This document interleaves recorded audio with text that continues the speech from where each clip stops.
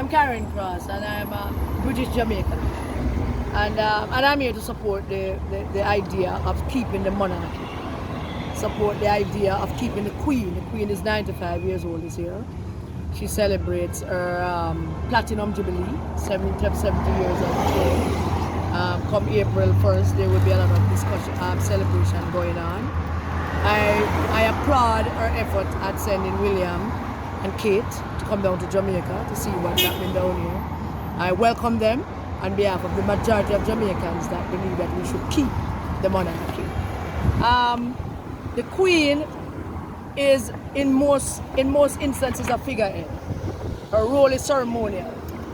She doesn't decide our laws. She doesn't decide who we elect as members of parliament or prime minister. It's a ceremonial role. But I think it's a ceremonial role that's embedded in our psyche. It's part of our culture, part of who we are. And most people are talking about being African, but we're also British because we were enslaved by the British. Our foreparents were, not me. Our foreparents were. And so I believe there's no good reason to break ties with the monarchy right now. I think where Jamaica is and the rest of the world is, every relationship that we have, we should keep them. Everybody needs all the relationships that they have now. Every country, every nation, we should not break those relationships. And we should build more, and we should strengthen the ones that we have instead of breaking away from them. Yes. In terms of reparations, I don't know what that means. Half the people that's protesting against the monarchy up there right now are upper class and middle class white people suffering from some kind of guilt thing where them think must join forces with some black people and some Arasta people and Pan-Africanists to say that we want reparations. But reparations are not due to any of those people who are asking for it. Not one of them.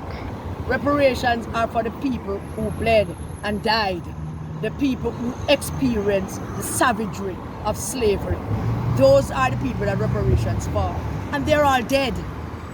And nobody can prove their lineage to any particular group of people that died under slavery or suffered under slavery in order to claim that reparations. So the question has to be asked, reparations for who?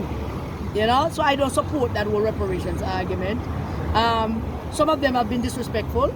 Some of the arguments I hear from some of the Rastaman and the African, Pan-African is calling the Queen names and disrespecting her, which is uncalled for.